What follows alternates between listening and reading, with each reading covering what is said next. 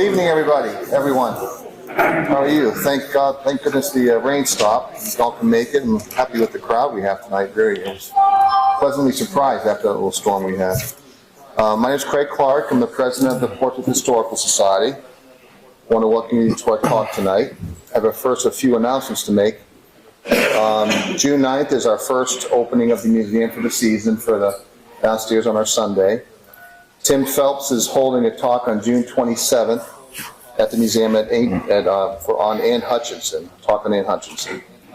Last fall, we had Treasures Inside the Museum from PBS was visiting here, and that's going to air August 2nd. Jim and Becky and Barry, I think a few of our docents were involved in that showing, so we'll post that when we get closer to it. We just awarded our first senior scholarship for history. It was awarded to Grayson Raposa, senior at the high school. She's studying pre-med at URI. We're really proud of that, and I wanted to thank Chris Doherty, one of our board members, for organizing that. So we hope that that's going to be an annual event. We actually had about 6 or 7 applicants, so we're really happy with the response we had for that. The big news was today we were awarded $50,000 by the McBean Foundation for our outdoor lift project. So that was a huge thing, and I want to really thank our Vice President, Becky Sattel, our grant writer. She keeps wanting to give that job up, but yeah. So, we estimate that project about $100,000, $125,000 with landscaping. So right now we're at around $70,000 towards that goal. So that really helped us significantly. So we're still on target. We hope to get it done this year. So if you find any quarters in your couches or whatever, we'll take whatever you rummage up. So without further ado, I want to introduce Stephen Luce. Stephen's on the board of directors for the Portrait Historical Society. He grew up in Portsmouth and graduated from Portsmouth High in 1988. He served on active duty in the Army for 4 years, plus 7 years in the Army Reserve. Stephen graduated from the University of Missouri in 1997 with the BA in psychology and minor in history. He worked many years in government for the state of Missouri, the city of Newport, and most recently the town of Portsmouth. In 2018, Stephen enrolled at URI, and in 2021, obtained his master's in history with an archaeology focus. He has worked on several archaeological digs and most recently completed a survey of all the historic cemeteries in Portsmouth, along with discovering and recording several new burial grounds and markers. So, Stephen Luce.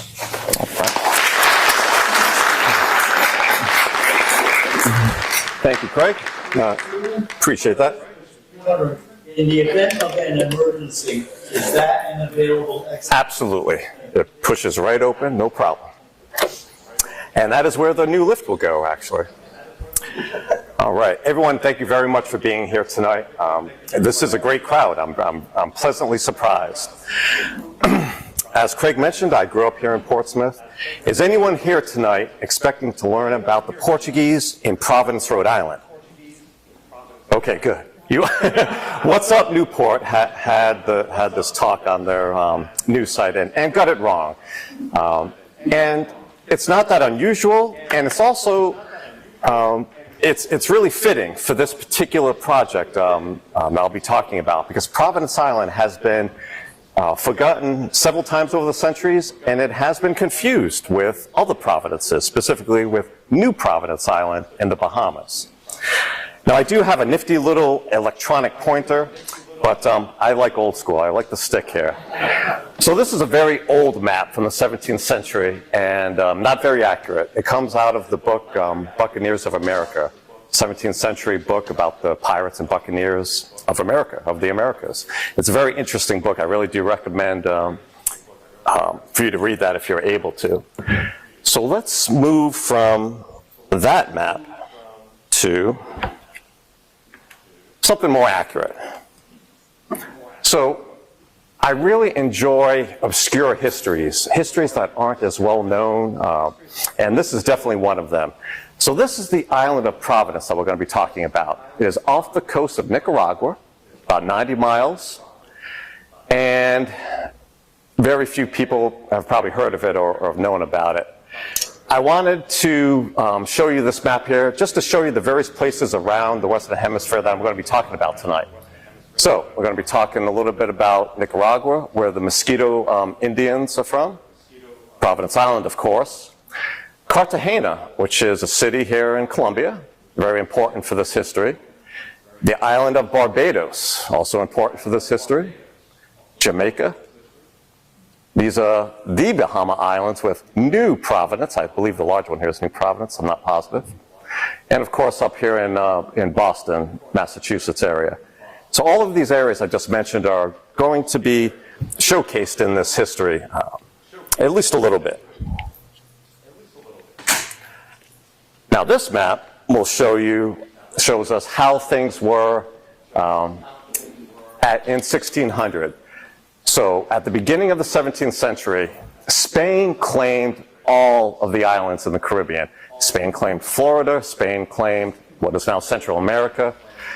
And that being the case, no other European was welcome here. But we know that didn't last very long. The Dutch, the French, and the English thought it quite odd that one country, Spain, should control all of this. So all of them, in turn, came into the Caribbean, the Dutch, the French, and the English. Now the Portuguese were basically just in Brazil, but they do have this history here on Providence Island, which again is somewhere right around here. It's probably right where the N is here for New Spain.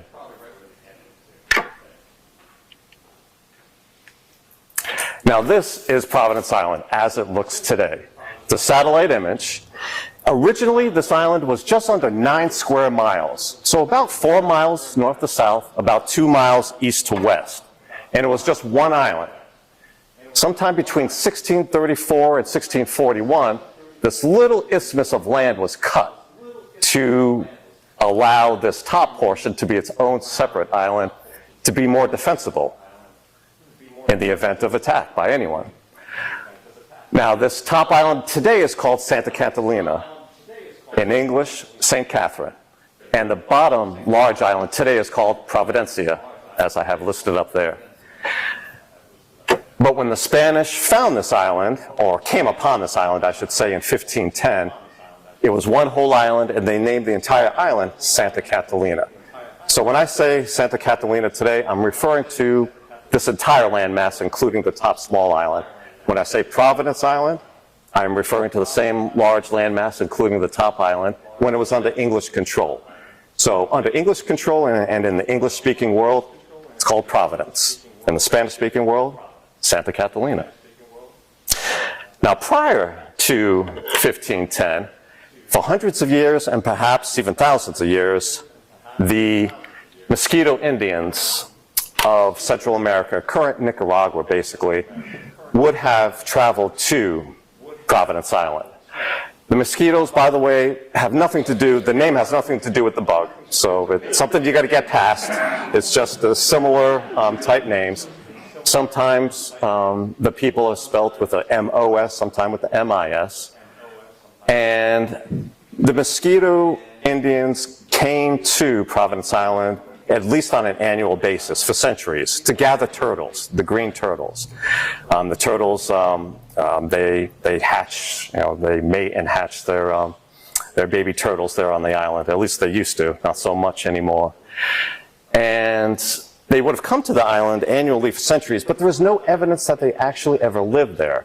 So this is it's a bit of a bone of contention amongst certain people. Currently, many of the current residents of Providence Island, many of them believe that they are descended from the people that at least went to the island after 1630, that there was continuous habitation from 1630 till today.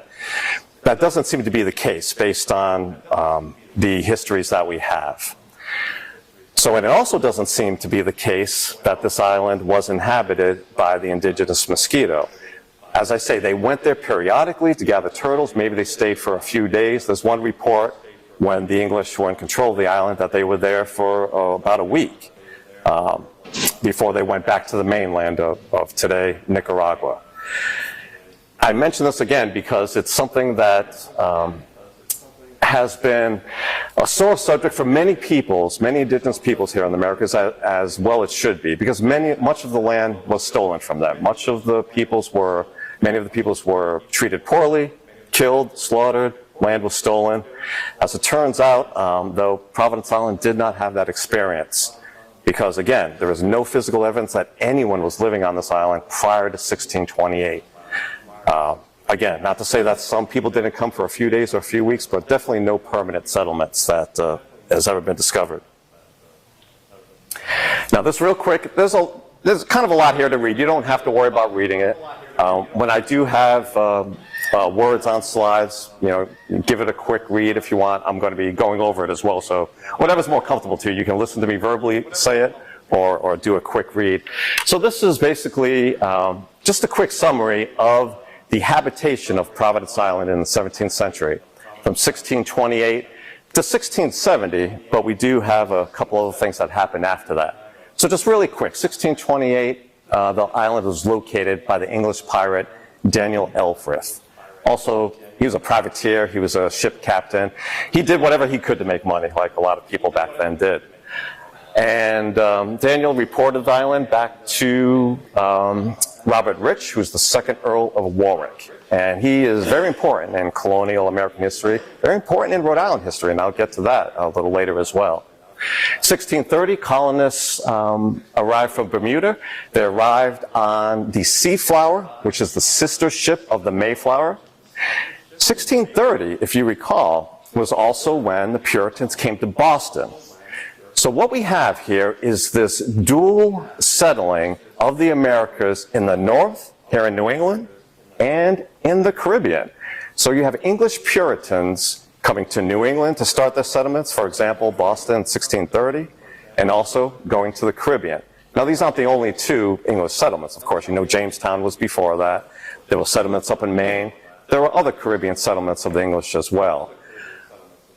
But many of the English settlements continue to the present day. When England took over Jamaica, they controlled it all the way until Jamaica got its independence. When England took over Barbados, they controlled it until got their independence. So same thing with Boston, with New England, for example. The English controlled the land here until we got our independence. Providence Island, not so much, because as you go through the history here, 1633, Sam Rishworth was a Puritan minister on the island. He preached against slavery. 1635, there was a failed attack by the Spanish and Portuguese forces to the island. They did not succeed in driving the English off at that time. 1636, Providence Island became the first English colony to extensively subjugate blacks to chattel plantation slavery. This is important because most historians attribute that to Barbados. Barbados history in these areas came later, in the 1640s, 50s, and 60s. 1638, Providence Island was the first English colony slave rebellion in the Americas. Also, I believe some will attribute that to Barbados. That was an indentured servant rebellion, much different, and I'll talk about that in a little bit as well. The English indentured servants, their treatment and their livelihoods much different from the enslaved Africans. 1640 was the failed attack by Portuguese and Spanish forces, and I am going to talk kind of extensively about that. I may not have time in the hour or so that I'll be giving this presentation to go through a detailed history of the entire island. I might have to do a part 2, but for the very least up to 1640, you're going to get a lot of good detail. 1640 invasion, I like to focus on because it involved mostly Portuguese people, which is kind of unusual, and I'll talk about that in a minute. 1641, the island was captured by the Spanish and Portuguese forces. That attack was successful. And the Spanish kept it until 1666. By that time, there were no longer any Portuguese on the island. Just a few months later, in 1666, it was recaptured by the Spanish. And then 4 years after that, 1670, the English pirate Henry Morgan captured the island. Has anyone heard of Henry Morgan? All right. You laugh, but I'm asking because I've encountered people who haven't heard of him. I can't believe it. He's one of the most famous pirates. So Henry Morgan, he took over the island. He captured it from the Spanish in 1670. He, at that time, destroyed the fortifications. He threw all the cannon into the sea because he didn't want the Spanish coming back and taking it back again. And he used Providence Island as a staging ground for his invasion of Panama. And he had hoped to keep it for many years after that, but he didn't. After he invaded Panama, he told his men he left on Providence Island at the end of 1670 that he'd be back. He never went back to Providence Island. Morgan went back to Jamaica, and by 1671, the few pirates he left on the island abandoned the island. A Spanish convoy, or at least one ship, I can't recall how many offhand, went to Providence Island at that time, 1671, just to see if there was still any English there. There were not. They left. 17 years later, 1688, the Spanish visited the island again to see if it would be worthy of resettling. They didn't find anyone there, and they found it unfit for resettlement. So between 1670 and roughly 1770, this island was uninhabited, as far as we know. There were no permanent settlements. I assume that people would still have come to the island. Your random pirate, your random merchant who needed to careen his ship, needed to lay it up on a beach somewhere, still would have visited the island. If anyone needed some fresh water or coconuts, they may have visited. But there were no permanent residents for that century, roughly 1671, 1771. Again, it's a big bone of contention for the current residents of the island who believed that there was direct, continuous settlement, habitation rather, of the island since 1630. And they believe they're descended from Henry Morgan. The thing is, they probably are, but not from the few months Henry Morgan spent on the island in 1670. Many of Providence Islanders are descended from enslaved people from Jamaica, where Henry Morgan had some plantations and many enslaved people. So yes, many of the current residents of Providence Island are most likely descended from Henry Morgan, but from his time in Jamaica, not for his few months he was on Providence Island. So Robert Rich, the second Earl of Warwick, he was one of the biggest opponents to Charles I. Robert Rich, John Pym, these were parliamentarians, they were aristocrats. They were the ones, along with about a dozen other aristocrats, who eventually were the cause of Charles I getting executed. I believe he may have been the only English king to be executed. And so there was a lot there with Mr. Rich. In 1628, he's the one who financed the expedition to the Caribbean. Elfrith located Santa Catalina, reported it to Philip Bell, who was the governor of Bermuda, that the island could be easily defended. This is important because Robert Rich, John Pym, and these other aristocrats, they were basically looking for their own utopia. If you know about utopia, it's a fictional story that was written in the 1500s about an island that had the perfect government and the perfect set of principles and ways of living. Things like they banned playing dice and playing cards. And it would be great if we could have our own island home that we could be the lords over, and we could control every aspect of the island. It would be perfect. So these English aristocrats were looking for an island like that. So when Elfrith finally found this particular island, they were all very excited.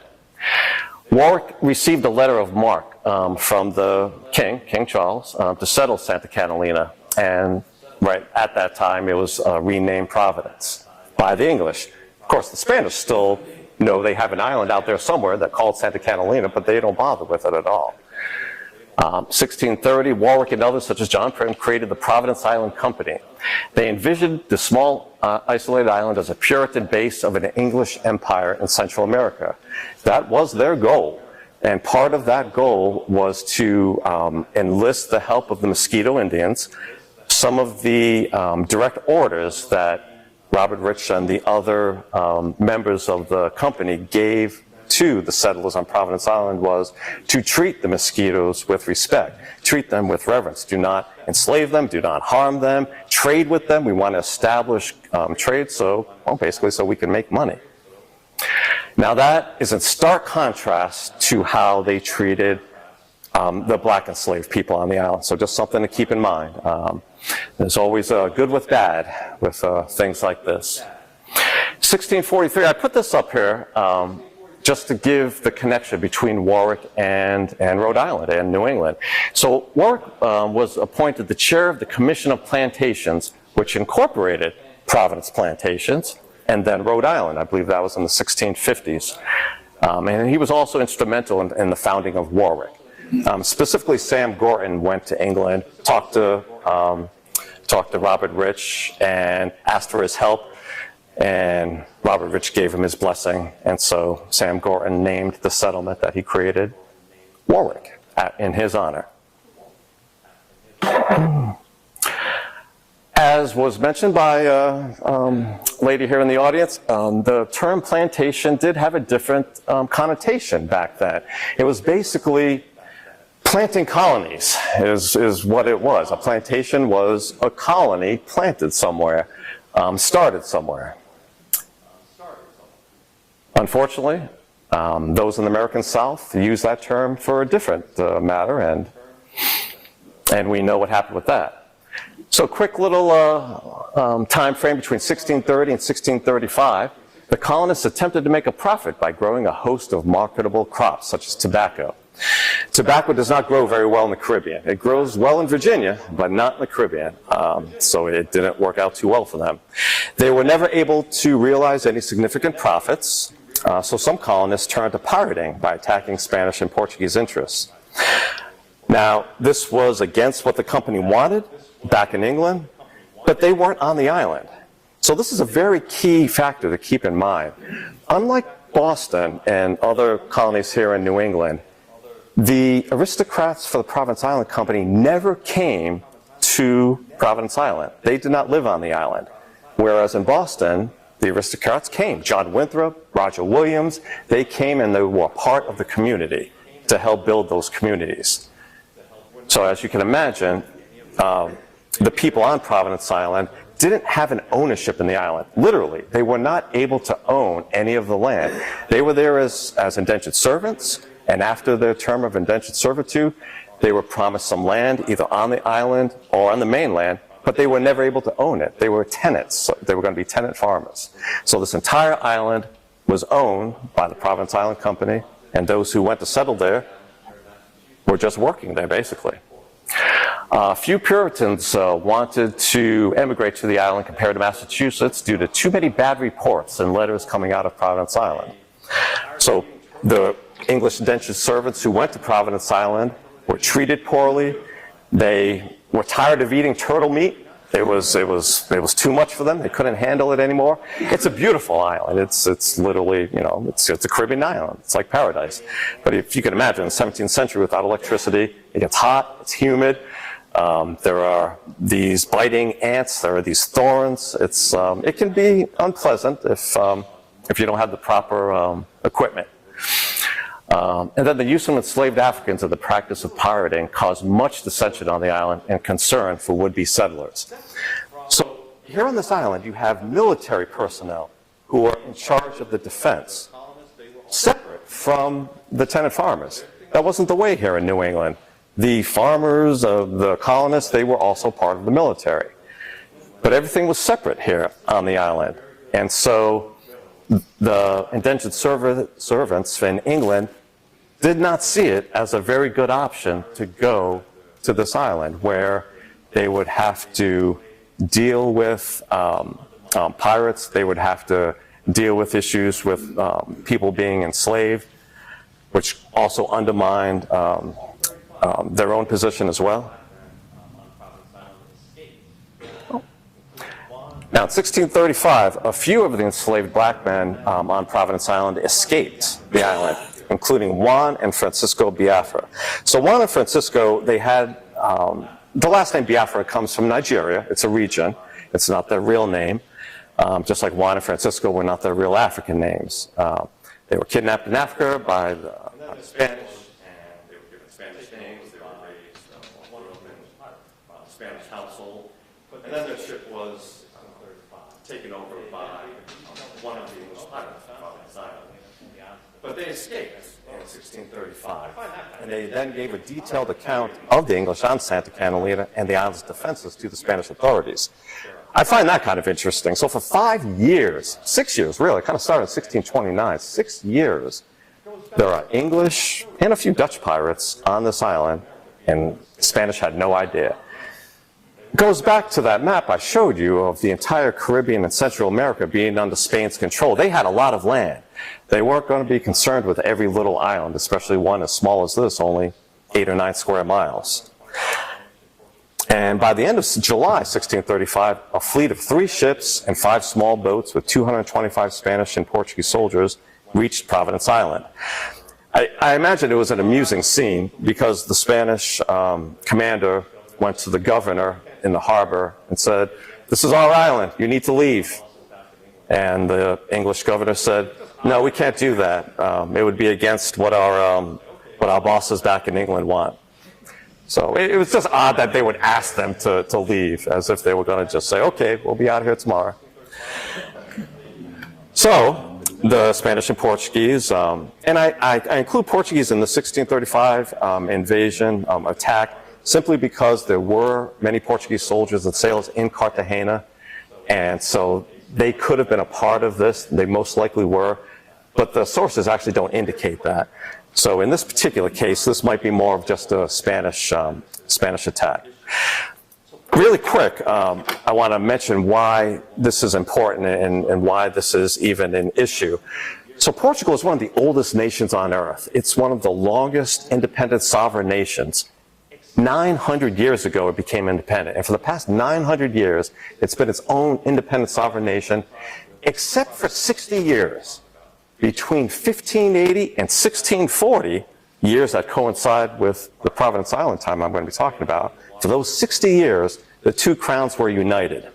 They were supposed to be equal partners, but Spain, being the larger of the 2, took over everything, took control of everything. Portugal was still independent in its internal affairs, but as far as things like foreign policy and its military, its soldiers and sailors, they really had to follow what Spain was doing.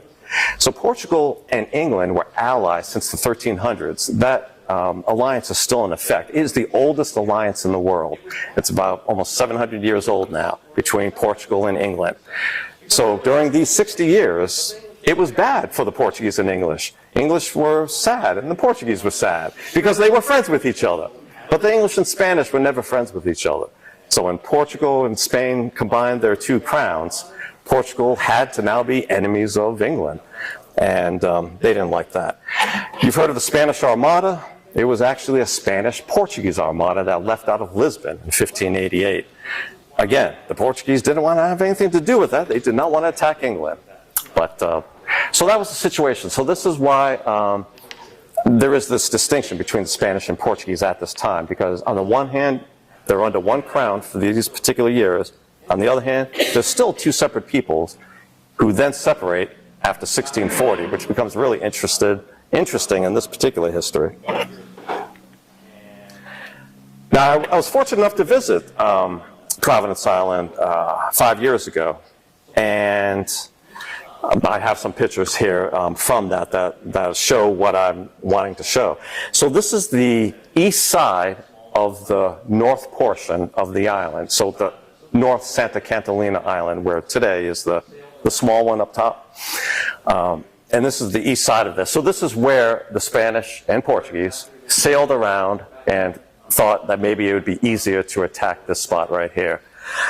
Where exactly they were, how it looked back then, I'm not sure. I would imagine a lot of those trees weren't there because it's just normal to hack down trees for wood and for building homes and such.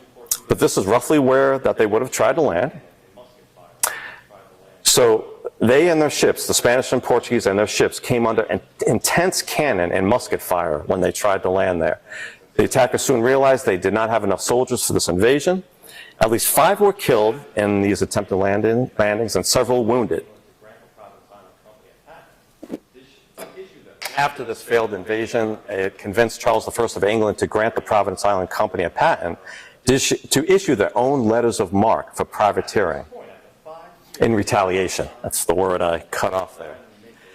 So at this point, after 5 years of the Providence Island Company's investors trying to make a fortune, or they were hoping, and really not earning much of anything, they were overwhelmed with joy. They were very happy that now they could legally attack Spanish and Portuguese ships and try to get more money into the coffers.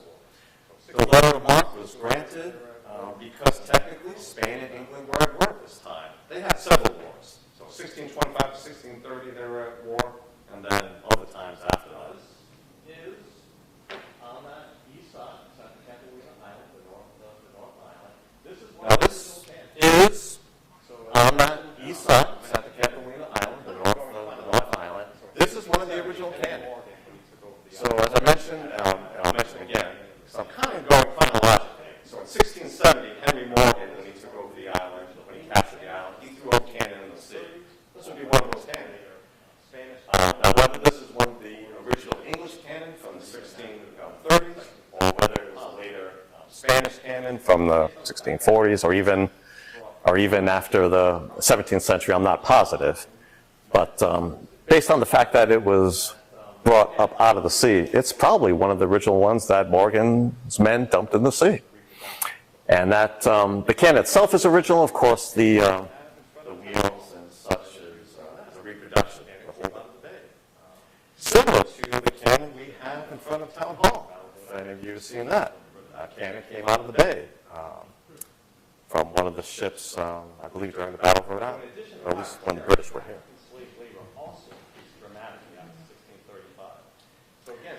So in addition to privateering, African slave labor also increased dramatically after 1635. So again, for those first 5 years, they really tried to use English indentured servants. But the indentured servants' terms were over by 1634. They couldn't get very many new servants to come from England. All the promises that the Providence Island investors were making to the people were getting broken because they just couldn't. It was like a Ponzi scheme, actually. They were taken from one to give to another. So new indentured servants were supposed to be the servants for the old indentured servants who were now supposed to be given land. So it became it was a snowball effect.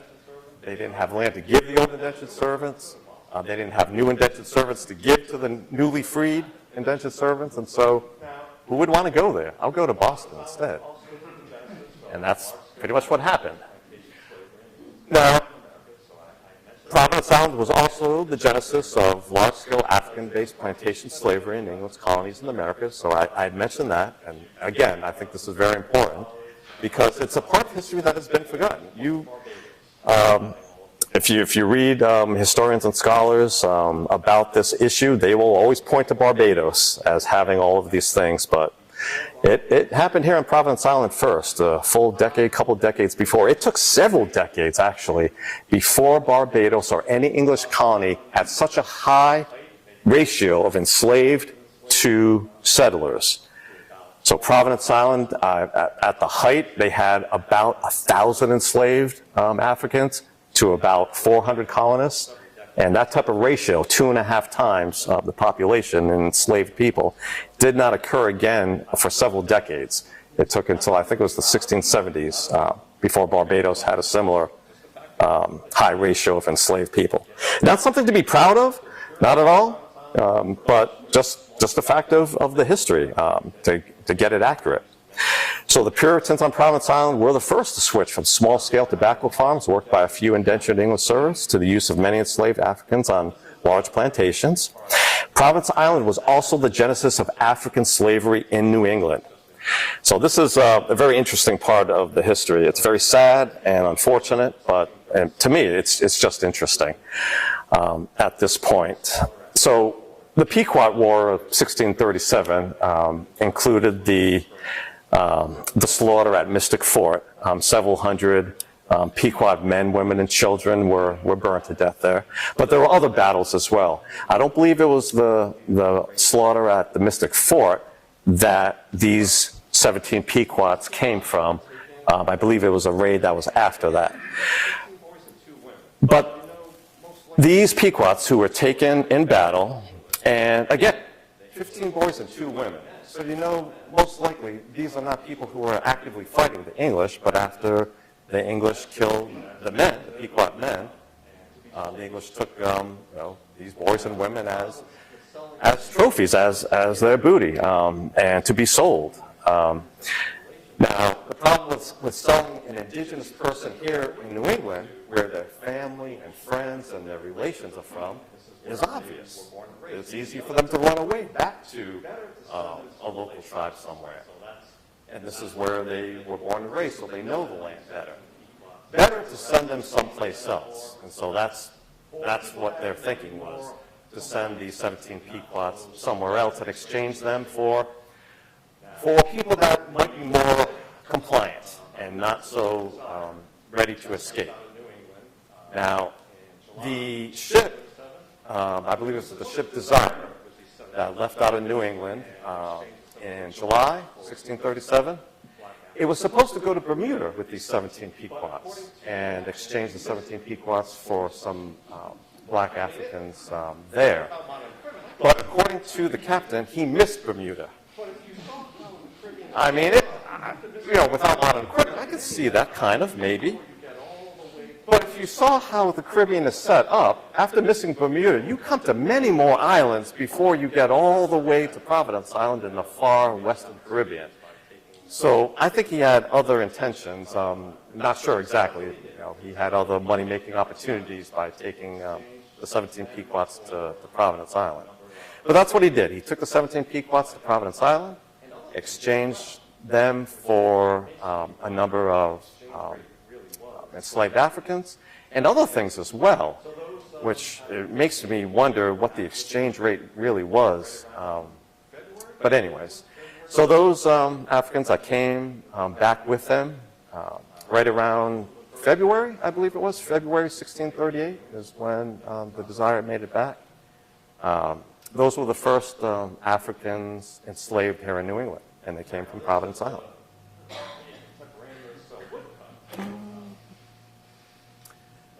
All right, now this is a contemporaneous woodcut that was in the book by John Underhill. John Underhill was one of the English who attacked the Mystic Fort, June 5th, 1637. And it's said to be a very accurate depiction. The fort was circular. The fort had these offset entrances. The Pequots weren't able to complete it though, so it wasn't as defensible as it could have been, as it should have been. The biggest problem is Underhill and his men set fire to it, knowing that there were women and children inside. And so over 400 Pequot men, women and children, mostly women and children, because most of the Pequot men were outside fighting, or once they saw all was lost, they left the area. So again, I don't believe that this is where those 17 Pequots came from. I'm pretty sure it was a raid shortly after this, but it was from the same English Pequot War, 1637. So with all the slavery on Providence Island, you might expect this or be surprised by it, but Providence Island was the genesis of pre-Quaker abolitionist movement. You've probably heard that many Quakers became abolitionists in the 1700s, but there were many people who were against slavery well before that. The first Quakers were until the 1650s, so there weren't any Quakers at all until 1650s. So at this time, when Providence Island was in effect, these are not Quakers on the island. They're Puritan ministers. Samuel Rishworth was a Puritan minister, and he immediately was disgusted by this chattel slavery of the Africans. As inhumane and contrary to Christianity. He helped enslaved, escaped, and he was condemned by the company. And this is a direct quote from, if not Robert Rich himself, from John Pym, most likely, for his groundless opinion that Christians may not lawfully keep such persons in a state of servitude during their strangeness from Christianity. I love that phrase. So if you're not a Christian, it's okay to be enslaved, is what the Providence Island investors were trying to say at that time to Samuel Rishworth. But I love mentioning people like Sam, because you hear it all the time from apologists, slavery apologists, who say, that's the way it was back then. You can't You can't say anything against people being enslaved in the 1800s or the 1700s. Everyone was doing it. That's just the way it was. Everyone was not doing it. It's not the way it was for everyone. And there were plenty of people of good moral character and conscience who realized that and were vehemently against it, like Sam. All right, one more distinction Providence holds regarding slavery is that it was the location of England's first colonial slave rebellion in April 1638. And coincidentally, the failed rebellion happened a few months after the enslaved Pequots arrived. So they arrived, I believe, it was February 1638. No, I'm sorry. They arrived close to November, December 1637, and the rebellion was in April or May. I think it was April. So I have April here. So it was just about five months later or so. So when you think about it, for almost 7 years, there were enslaved people on the island, no rebellion, and now we have 15 Pequot boys who have known nothing but freedom their whole lives, who are vehemently opposed to the English and hate them to the core, of course, now on Providence Island. And it's just my opinion that that was the catalyst for this rebellion. Unfortunately, for them, it was not successful. It was put down. We don't have specific information as to how many took part, but a few things we do know is about 50 of the Africans were killed after the rebellion. Not during the rebellion, after it, as they must have been leaders of it, ringleaders. Which just goes to show how serious it was, because that was money to the English, and for them to have killed that many of their enslaved people, that really goes to show that they wanted to make sure this didn't happen again. Now we're going to get the Portuguese in on this little Oh, wrong way. So, All right. Now we're going to get the Portuguese in on this little adventure.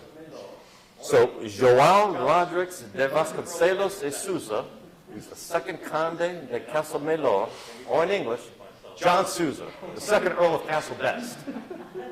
Right? And I probably butchered his name, even though I'm Portuguese myself, I probably butchered his pronunciation of his name. So he was an aristocrat, like Robert Rich.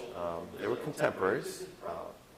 And João arrived in Cartagena along with ships and soldiers from Brazil that included his brother, a captain, called Nicholas Sousa, and the Portuguese general Rodrigo Lobo de Silva.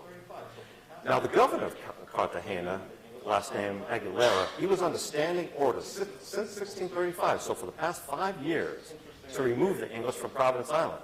But he didn't have the means to do so until Sousa arrived. So this is interesting right here because they were in a union with Portugal. They did not have the ability the Spanish, even though they were in a union with Portugal, they did not have the ability to just say unequivocally, you will give us your men and your ships. You will participate in invasion. It had to be asked. It had to be, it was a bit of a partnership. So after consulting, after having a war council, the Portuguese agreed to commit their ships and people to an invasion. And Sousa, he led the second invasion of Providence Island in 1640. We're going to get more detail about that. I've already ruined it for you. Yes, they lost the 1640 invasion, the Spanish and Portuguese did. But they were successful in 1641. Yes, in 1641, Sousa was part of that successful invasion of Providence Island. Just a little more about him after the history of Providence Island, just like I did with Robert Rich. 1649, he was appointed governor general of Brazil. And both he and his son, more so his son, but also him as well, they were instrumental in restoring Portuguese independence from Spain. So in December 1640, Portugal's aristocrats said, we've had enough of this. We're going back to being a fully independent sovereign nation. That was December 1640. It wasn't until 30-some years later, 20 to 30-some years later, that Spain finally recognized Portugal's independence. That being said, it didn't matter to the Portuguese. As of December 1640, they were now fully independent. Think about it in terms of July 4th, 1776. That's when we declared independence from Britain. That's the date we celebrate. We don't celebrate 1783 when Britain finally recognized our independence. We celebrate 1776. The same with the Portuguese. They celebrate 1640 because that's when their renewed fight for the restoration of their crown began. And as I mentioned, the Portuguese did agree to commit their ships and troops to the invasion. The fleet consisted of 12 ships, a lot more than just the... And as I mentioned, the Portuguese did agree to commit their ships and troops to the invasion. The fleet consisted of 12 ships, a lot more than just the 3 from 5 years before, including the former Warwick. So the Spanish had captured the English sloop Warwick from Providence Island a couple years before. The invasion consisted of 16 Portuguese troops, 200 Spanish, and 200 blacks and mulattoes. That's how it was written in the historical record. That's why I put it in quotes. The Portuguese captain, João de Ibeira, was to be the new governor of Providence Island. So they believed they were going to be successful. Why wouldn't they? They believed they were going to be successful because, according to the governor, Aguilera, governor of Cartagena, there were no more than 200 farmers on Providence that would fly away like so many sheep at the very sight of an enemy approaching. So yeah, you tell me and my 1,000 troops behind me with my dozen ships that it's just 200 scared farmers? Yeah, okay, I think we can take them. Well, as it turns out, that wasn't the case. So instead of 200 scared farmers, there were over 700 men on the island, 100 professional soldiers, about 200 English colonists, and about 400 enslaved African men. There were also women and children as well, a few hundred, but as far as the battle is concerned, they weren't that big. So this is the map that was done in 1640, and it's really pretty accurate. So this is the northern part of the island. Not sure if the cut was made at this point. According to this map, the cut wasn't made yet. It was recommended in 1634 that the cut be made to make this part more defensible. Fort Warwick, the main fort, was then going to be, it's basically like having a moat around a castle. But this is, it's the actual ocean. So there were about a dozen forts, or at least gun batteries, around the island. And this is showing, and I'm going to talk more about this. I'll keep coming back to this map a few times, because it shows pretty accurately the moment the assault happened by the Spanish and Portuguese in 1640. So rather than 200 scared farmers, the Portuguese discovered there were 700 men on the island. There were 13 forts. All right. So rather than 200 scared farmers, the Portuguese discovered there were 700 men on the island. There were 13 forts with 56 pieces of artillery, large artillery, and 4 small ones. There were also bastions and trenches all along the coast. This was a very well-defended island. And the reason you saw all those forts on the west side, you get mad at me, but it'll just take a second. protected by this reef. And the reason you saw all those forts on the west side is because the east side was protected by this reef. So this is one of the largest reefs in the world, and we hope it stays. There's a very problem with reefs all throughout the world. So the west side, the southern side, even up to parts of the north side are pretty well protected by this reef. When the Spanish and Portuguese came in 1635, they found a little way to get in here. But still, the way to come is on the west side, and that's why they put all the forts on the west side.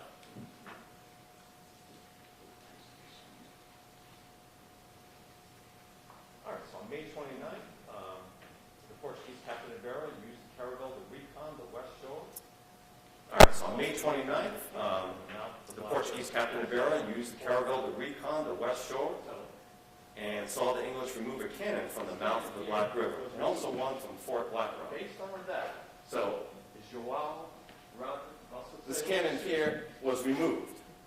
So based on stay out of cannon range, stay away from the cannon range and muskets, the invasion is these little boats that were heading this way at first. And so the English started firing on them with their cannon.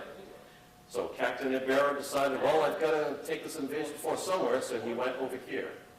So this is the base of Fort Black Rock. Now this is up high, so the cannon can't get these little boats from high up. But the soldiers up here could still shoot down with their muskets. They did a lot of shooting down with their muskets. And So Susan did decide to go everything basic despite vehement disagreement. And the Portuguese sent their caravel to the harbor to bombard the English from that end.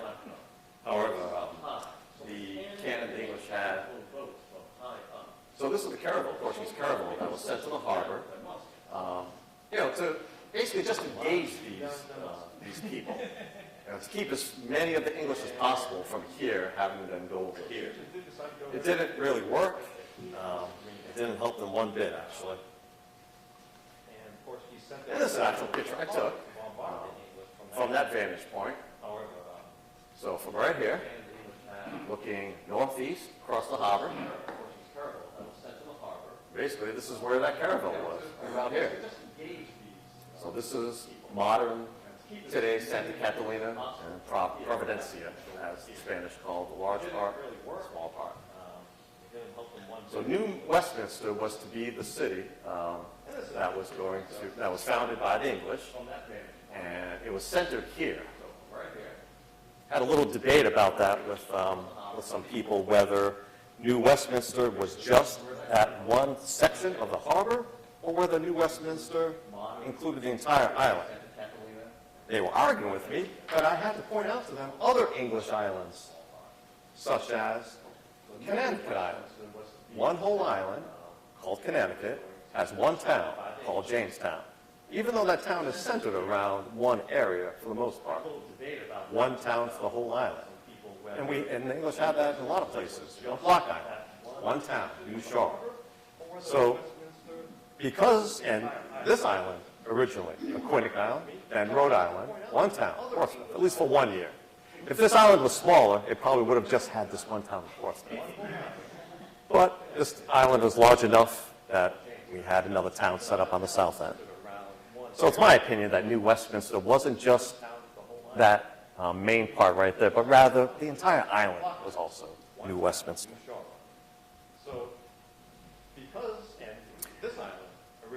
So with that supporting fire from the caravel in the harbor, the Portuguese filled those 9 boats with troops, led by Captain Susan, and started for shore. The English fired on the incoming landing craft. The artillery piece was remounted. The bearer had to go to a different area and veer off, which I showed you. So the Portuguese were able to land 200 men. It was getting dark. Remember, they started this attack at 6 o'clock in the evening. And the English were well entrenched behind their earthworks and in Fort Blackrock. Once on the land, the Portuguese had a difficult time with the smooth, slimy, slippery stones. So that's an actual quote from one of the primary sources. The Portuguese landed near a tall cliff with only a few places that one could climb over. Here's a picture of that. I'm 90% sure this is the spot indicated on that 1640 map. And yeah, this is me looking down. So imagine if I was an Englishman with a musket, it'd be pretty easy to start picking people off coming onto the shore. So this is on, let's go back to the 1640 map. So that is what my belief is right here. So right where they were coming, right beneath Fort Blackrock. Since this map doesn't correspond exactly with the reality, I've been going back and forth as to whether I was at the right spot there or...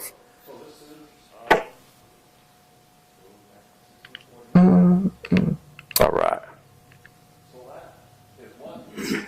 Okay, so looking from the other direction. So this, again, 90% sure, this is that spot. So this is where Fort Blackrock was. This is where the Portuguese invaded. Right around here, so either here or here is where the English guns were, where they were originally going to land, on a nice beach with no guns. But when the English remounted their cannon, that's why they veered off to that area. So those remounted artillery pieces at the Black River caused considerable losses to the Portuguese. Whereas the English fired from the protection of their earthen bulwarks, the Portuguese made our bulwarks from the bodies of our soldiers. It might be hyperbole, but it's probably not. 200 made it on shore. Of those 200, over 100 were killed. So if you can imagine, during the heat of the battle, if you have a few fallen dead bodies in front of you, you might use them as protection. Also, that's directly from one of the primary sources that the Portuguese made their bulwarks from the bodies of their fallen soldiers. So John Sousa's brother, the captain Nicolas Sousa, was shot many times, and he died there, leaving his soldiers without their best leader. That's the English, pretty much English translation from the primary source. I was fortunate enough to find a 1643 Portuguese account of this battle. Now, the enslaved blacks fought bravely side by side with the English because they had been promised by the English that they would be free if they did. The English reneged on that promise after the battle. Yeah. Interesting that they didn't have any muskets for their enslaved blacks, so the black men used rocks, and they were doing a good job. They were throwing rocks at the Portuguese in Spanish. And yeah, if a heavy rock falls from that height and it hits you on the head, it probably will do some damage. Now, the Spanish land commander, Antonio Maldonado, he remained safely on board his ship throughout the battle. So he was the commander for the Spanish forces that were on land. But rather than being on land with them, he stayed on the ship. Unfortunately, John Sousa, he was the overall commander of the entire operation. He also remained safely on board his ship, which makes more sense for the overall fleet commander.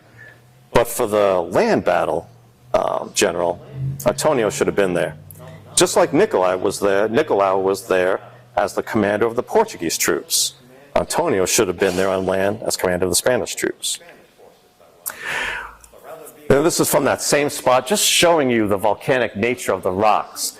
It's very sharp, very, very sharp. So if you're running, try to grab onto something in the heat of a battle, it's not going to be fun getting involved with that. The battle ended at 8 p.m., 2 hours after it began. Some of the Portuguese managed to get over the cliff and escape into the woods. 6 of them were captured that night. The next morning, 3 more were caught in the woods. 4 more, including the intended governor, the Portuguese captain João de Ibeira. They voluntarily surrendered to the English on the promise that their lives would be spared. Captain Andrew Carter, who was the acting governor at this time, ordered all 13 prisoners to be put to death after they were interrogated. Let's just say Captain Andrew Carter was not a very nice man, and he was not liked at all by his fellow Englishmen on the island. They hated him. They hated him for this. They hated him for so many other things. Several of the English colonists were so against what he did, killing these 13 prisoners, that they complained to the owners back in England. Captain Carter's response was to imprison those 4 Englishmen for complaining. So now at least only 2 of the 200 attackers, Portuguese attackers that landed on the island, escaped death or wounds. I mean, think about that. Only 2 of 200 that landed managed to get back in a boat and get back to the ships without any type of wound. So at least 100 of the Portuguese were killed. At least 80 of the wounded made it to the hospital in Cartagena. The English suffered just 2 fatalities and 3 wounded. I should have put up one of the English fatalities. It's really comical. This one English guy, and this is straight from the primary source, written by the English themselves. The one English settler was there with his gun, and he was mocking the Portuguese in Spanish. He was mocking them. He was like, "Come on, I'll get you. You can't take us." They had him saying all kinds of stuff, and I can't remember exactly how he died. I think like a rock fell on him or something. It was just something so silly and ridiculous that he was one of those 2 fatalities. But basically, he was mocking God, I would say. Now, the Portuguese failed to conquer the island for several reasons. One, they had too little and clearly inaccurate intelligence. Instead of 200 scared farmers, we got 700, well-trained men. They launched the attack too late in the day. They spent too much time just trying to figure out where to land and where to launch the attack. They gave the English just so much time to prepare. And the 2 highest leaders remained on board the ships during the fighting. Now, that last point was probably on the mind of General Francisco Pimienta when both he and Sousa led, with Maldonado close behind, the successful assault on Providence Island in 1641. So Pimienta was Spanish, but he was also Portuguese. He was at least a quarter Portuguese, if not half. Can't remember exactly. But he was a very loyal Spaniard, very much so. Now, I'm going to try to wrap this up in the next few minutes because we're talking for about an hour here. And just to give you a very quick update of what happened after this. So Pimienta was incensed that this invasion failed, and he asked the king if he could launch another invasion. And in less than a year, almost a year later, around May 1641, he was ready for another invasion. So he was the overall commander of this one. And when the ships got there, let me just kind of put this up. This is their map from 1641. This is what Pimienta sent back to Spain. He was exaggerating a bit. Fort Warwick, a castle? The governor's house, all stone castle? No. These forts were stone? No. The only stone was part of Fort Warwick, and the governor's house was a small brick house. It was nothing like this. But in sending this back to Spain, he's basically telling them, look how massively defended this island was that I was able to take. And this is how he took it. The fleet originally came around the south of the island, and they were going to launch the invasion from there, basically where the reef stops, so around the southwest corner of the island. But a big storm came up that night, and it totally knocked that scenario out the window. Many of his soldiers said, we should just go back to Cartagena. There was always so many people saying, let's just quit and go back. But Pimienta said, no, I've got a better idea. We're going to use this storm to our advantage. The winds were blowing from west to east. The winds were blowing hard from west to east. So he decided to take the fleet to the west side, and he was going to launch the invasion directly into the main harbor, where it was the most defended area of the island. His men thought he was crazy, but he said, look, we're going to be able to get in there so fast because the wind is blowing so hard. Now, I don't know if the little boats that they used had little sails or if just the current was flowing in so hard. But either way, his idea was we're going to be able to get in so hard and fast and get to the beach so quickly that they won't be able to get in. And that's what he did. He and John Sousa were in that first boat. Maldonado, also, who was on the ship the year before, was also in one of the little boats. And they landed here. And they encountered some resistance. They didn't encounter any resistance from the enslaved blacks. Coincidentally, they weren't willing to fight for the English this time around, as they were lied to about their freedom the previous year. But there were some English settlers that did some resistance, but there wasn't enough. They landed so quickly with so many men. They very quickly were able, as this was happening, those that could make it, like Governor Andrew Carter and others, they went into Fort Warwick here. Andrew Carter was such a coward. He really was. Not only because of his slaughter of the 13 prisoners, but based on everything his English compatriots said about him. He was just not a good leader, quite the coward. And he was ready to surrender right away. But it didn't happen right away. Not until the Spanish took over the governor's house and raised the Spanish flag did Carter sue for surrender at that point. Now, Pimienta could have, and maybe some might say should have, executed Carter. This is the man who slaughtered 13, I believe all Portuguese. There could have been a couple Spanish amongst the 13, just 1 year before.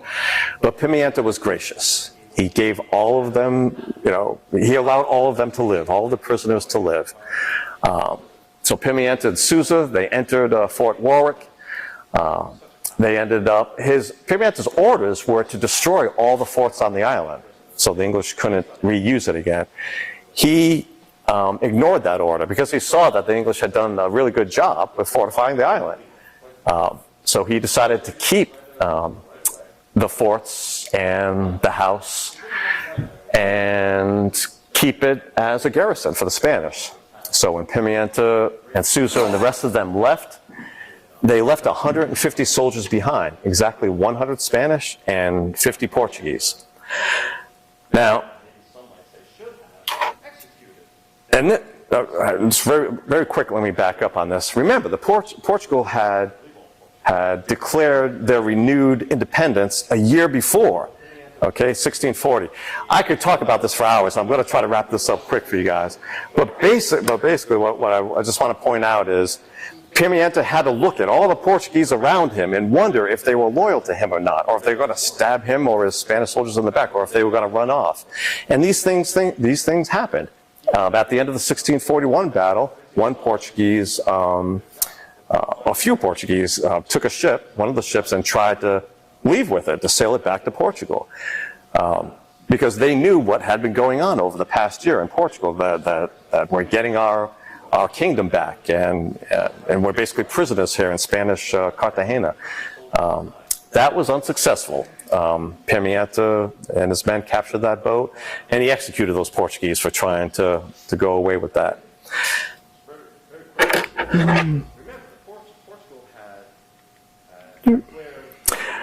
Just really quick, this is one of those cannons that is still it. One of the cannons that was dumped into the bay, 1670 by Henry Morgan, taken back out and placed on top of where Fort Warwick was. So this is the opening of the bay. So this is the opening of right here. So looking west, with the little lizard on top there, just for added benefit. And also from Fort Warwick, looking southeast across the main harbor to what was New Westminster. That's one of the better pictures I have from there. And this are the remains of Fort Warwick. Now, I have no idea if any of these volcanic stones are from the original Fort Warwick of 1630s fame, because the Spanish rebuilt it, calling it Santa Teresa, and then others in the 1700s rebuilt the fort there as well. So without extensive research, not quite sure if that particular little wall we're looking at is one of the original ones from 1630. It could be as late as about 1750. So the Spanish had the island for 25 years without any issues, from 1641 to 1666. Here is a map they did in 1648. It's a really good one, too, because it shows pretty accurately the map, the island, and the cut. Now, the 1666 map, not so accurate, but it does show just how decrepit the island had become. So during those 25 years, 1641 to 1666, the Spanish had the same problem that the English had. They could not attract worthy settlers to the island. So the Spanish sent prisoners there. The Spanish sent undesirables there.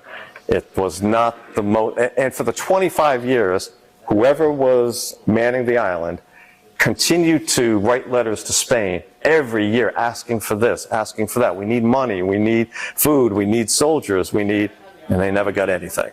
It was just not a very good place to be.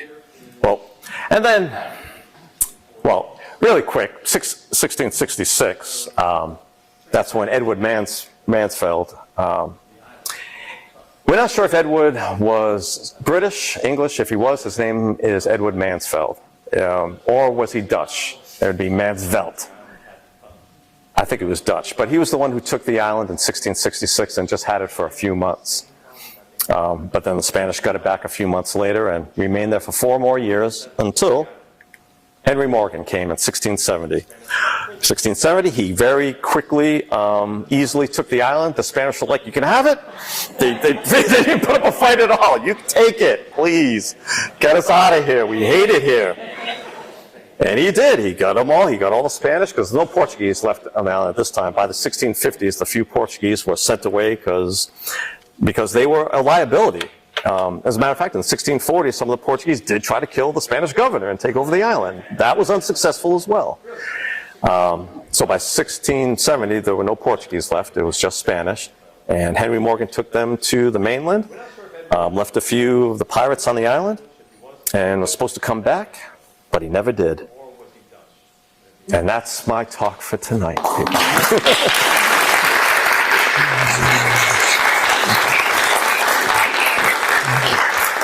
Any questions?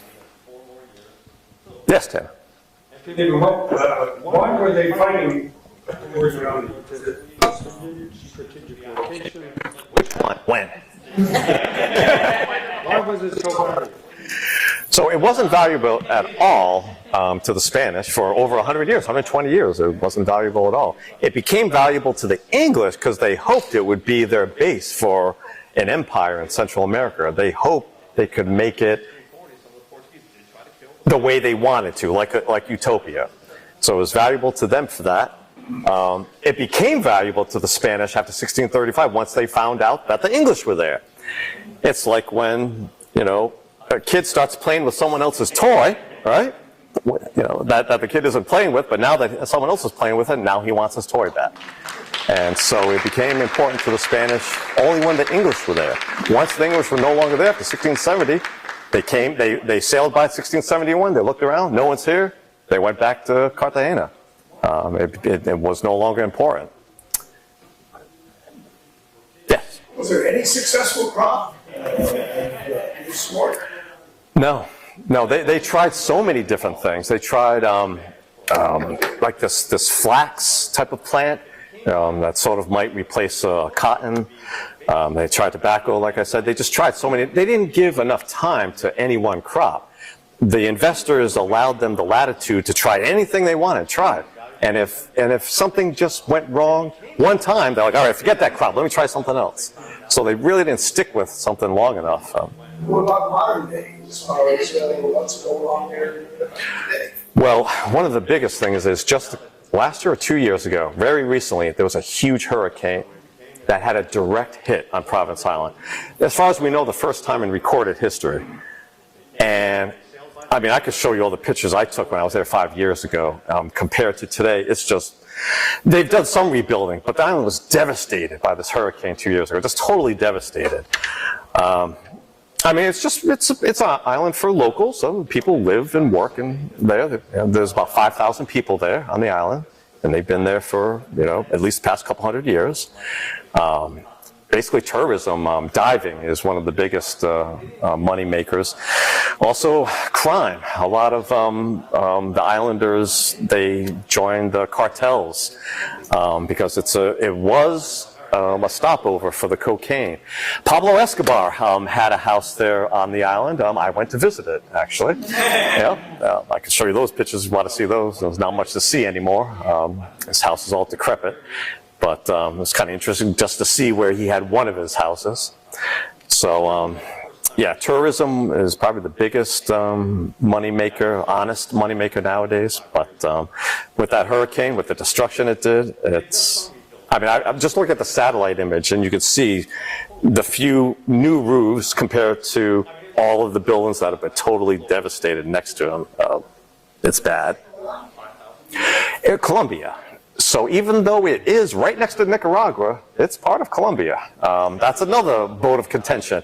Because most of the islanders, actually, they're called Rizal. And as I say, they're mostly black, and they trace their ancestry back to Henry Morgan. But again, if it is through Henry Morgan, it's from Jamaica.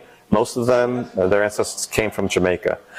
And because of that, they feel more of a connection with Jamaica. Certainly not Colombia. Many of these locals hate the Colombian soldiers that are there, and probably vice versa. What language is spoken there? Well, Spanish, regular English, but also their Creole language of, I believe they call it Rizal, actually. It's very interesting.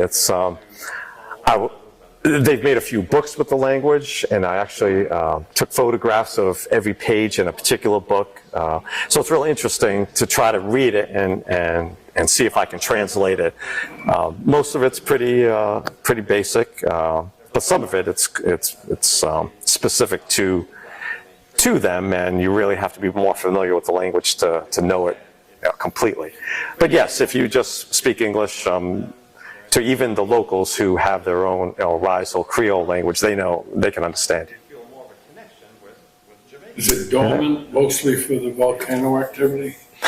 No volcano itself on the island. Right, I believe it was a volcanically created island. I'm not sure. Maybe not though. Wait a minute, did I say that?